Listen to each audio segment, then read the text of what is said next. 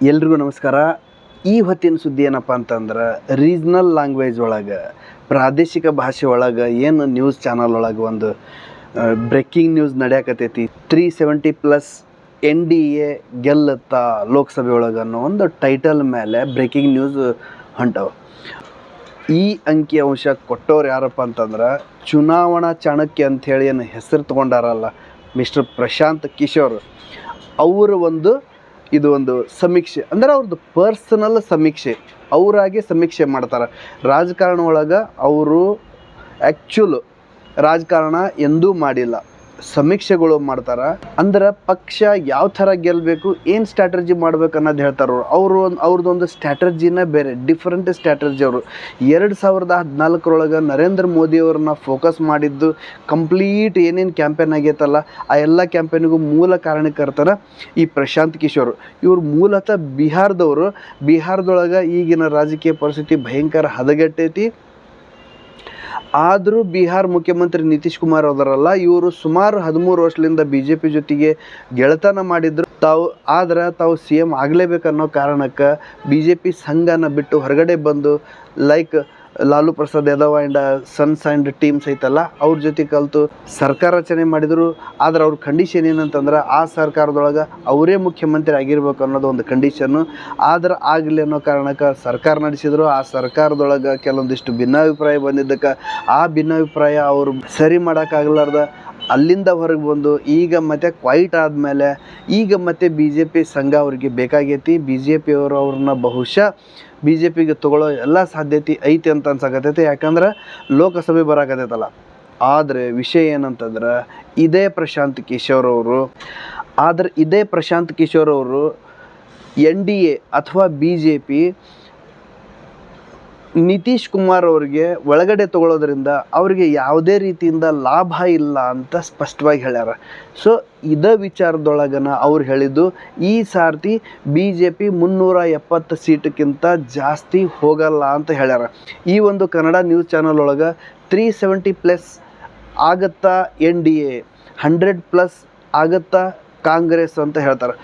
ಪ್ರಶಾಂತ್ ಕಿಶೋರ್ ಅವರು 370+ NDA ಆಗುತ್ತಾ ಅಂತ ಹೇಳಿಲ್ಲ. ಅವರು 370 BJP ತಗೋಬೇಕಂತಂದ್ರೆ ಕಷ್ಟ ಐತಿ ಅಂತ ಹೇಳ್ಯಾರ. NDA ಅನ್ನೋ ಮಾತು ಹೇಳಿಲ್ಲ ಅವರು.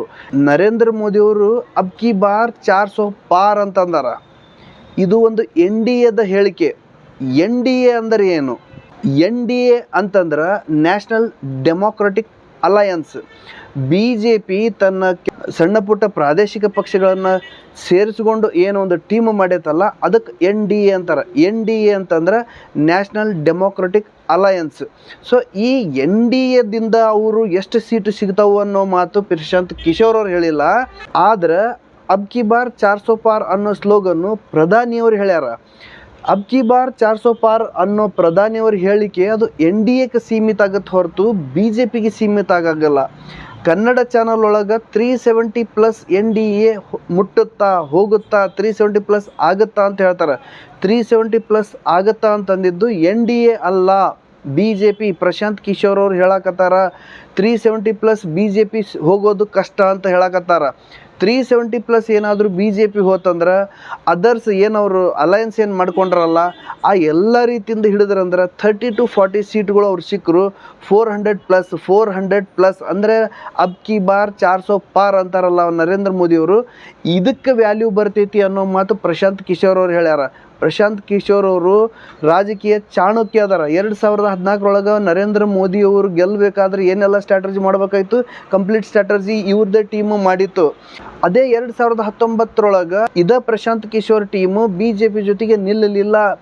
ಯಾಕೆ ನಿಲ್ಲಿಲ್ಲ ಅಂತಂದ್ರೆ, ಕೆಲವೊಂದಿಷ್ಟು ವಿಚಾರಗಳು ಡಿಫರೆನ್ಸ್ ಆಗ್ತಿರ್ತಾವೆ, ಕೆಲವೊಂದಿಷ್ಟು ಮನಸ್ಸುಗಳು ವೈಮನಸ್ಸು ಆಗ್ತಿರ್ತಾವೆ, ಕೆಲವೊಂದು ವಿಚಾರಗಳು ಡಿಫರೆನ್ಸ್ ಆಗ್ತಿರ್ತಾವೆ. ಆ ಡಿಫರೆನ್ಸ್ ಆಗೋದಕ್ಕೆ ಅವರೆಲ್ಲೇ ನಿಲ್ಲಲಿಲ್ಲ. ಒಂದು 2-2.5 ತಿಂಗಳ ಹಿಂದೆ ಪ್ರಶಾಂತ್ ಕಿಶೋರ್ ಅವರು ರಜತ್ ಶರ್ಮಾ ಅವ್ರದ್ದು ಐತಲ್ಲ ಆಜ್ ಕಿ ಅದಾಲತ್, ಈ ಆಜ್ ಕಿ ಅದಾಲತಲ್ಲಿ ಬಂದಿದ್ದರು. ಆಜ್ ಕಿ ಅದಾಲತ್ ಒಳಗೆ ಅವ್ರಿಗೆ ಪ್ರಶ್ನೆ ಕೇಳೋಕ್ಕಾಗೈತಿ. ಆದರೆ ನಾನು ರಾಜಕಾರಣ ಮಾಡಲ್ಲ ಅಂತ ಅವ್ರು ಸ್ಪಷ್ಟವಾಗಿ ಹೇಳಿದರು.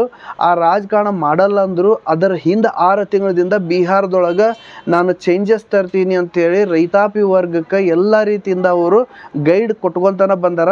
ಈಗ ಅದು ಹೆಚ್ಚಾಗಿಬಿಟ್ಟೈತಿ. ಅಂದ್ರೆ ವಿಧಾನಸಭೆಗೆ ಅವ್ರು ಸ್ಪರ್ಧಿಸೋ ಎಲ್ಲ ಸಾಧ್ಯತೆ ಕಾಣಕತ್ತೈತಿ. ಸ್ವತಃ ಒಂದು ಕಡೆ ಒಂದು ಅನುಮಾನ ಏನು ಬರಾಕತ್ತೈತೆ ಅಂದ್ರೆ, ನಾನು ಮುಂದಿನ ಬಿಹಾರ್ ಮುಖ್ಯಮಂತ್ರಿ ಅನ್ನೋ ಒಂದು ಶೇಡ್ ಒಳಗೆ ಅವ್ರು ಮಾತಾಡಕತ್ತಾರ, ಭಾಷಣ ಮಾಡಕತ್ತಾರ. ಅವರ ಒಂದು ಹೇಳಿಕೆಯ ಕಾಪಿ ಈ ಒಂದು ಕನ್ನಡ ಚಾನಲ್ದವರು 370+ NDA ಅಂತ ಕೊಡಕತ್ತಾರ. ಅದು 370+ NDA ಅಲ್ಲ, 370+ BJP 370+ ಆದ್ರೆ ಮಾತ್ರ ಅಬ್ ಕಿ ಬಾರ್ 400 ಪಾರ್ ಅನ್ನೋದನ್ನು ಸಕ್ಸಸ್ ಆಗುತ್ತಾ ಮೋದಿಯವರ ಒಂದು ಸ್ಲೋಗನ್ನು. ಅಂದರೆ 30 to 40 ಸೀಟು ಬೇರೆ NDA ಅಂದರೆ ನ್ಯಾಷನಲ್ ಡೆಮೋಕ್ರೆಟಿಕ್ ಅಲಯನ್ಸ್ ಐತಲ್ಲ, ಈ ರೂಫ್ ಒಳಗೆ ಬೇರೆ ಬೇರೆ ಪ್ರಾದೇಶಿಕ ಪಕ್ಷಗಳು ಏನು ಬರ್ತಾರಲ್ಲ, ಇವರಿಂದ 30 to 40 ಸೀಟುಗಳು ಗೆಲ್ಲಬೇಕು ಅನ್ನೋದು ಒಂದು ಟಾರ್ಗೆಟ್ ಐತಿ ಮೋದಿ ಆ್ಯಂಡ್ ಶಾ ಟೀಮ್ಗೆ. ಮತ್ತೆ ಹೊಸ ಸುದ್ದಿ ತೊಗೊಂಡು ಮತ್ತೆ ನಿಮ್ಮ ಮುಂದೆ ಬರ್ತೀನಿ. ಅಲ್ಲಿ ತನಕ ಕೀಪ್ ವಾಚಿಂಗ್ ಅಂತ ಹೇಳ್ತಾ ಸಪೋರ್ಟ್ ಮಾಡ್ತೀರಿ. ನನಗೆ ಸಬ್ಸ್ಕ್ರೈಬ್ ಮಾಡೋ ಮುಖಾಂತರ ಸಪೋರ್ಟ್ ಮಾಡಿರಿ. ನೀವು ಸಪೋರ್ಟ್ ಮಾಡ್ತೀರಂತ ಅನ್ನೋ ಎಲ್ಲ ಗ್ಯಾರಂಟಿ ಮೇಲೆ ನಾನು ಈ ಒಂದು ಸುದ್ದಿಯನ್ನು ಮುಗಿಸ್ತೀನಿ. ಮತ್ತು ಬೇರೆ ಸುದ್ದಿ ಜೊತೆಗೆ ಮತ್ತೆ ಬರ್ತೀನಿ. ಅಲ್ಲಿವರೆಗೂ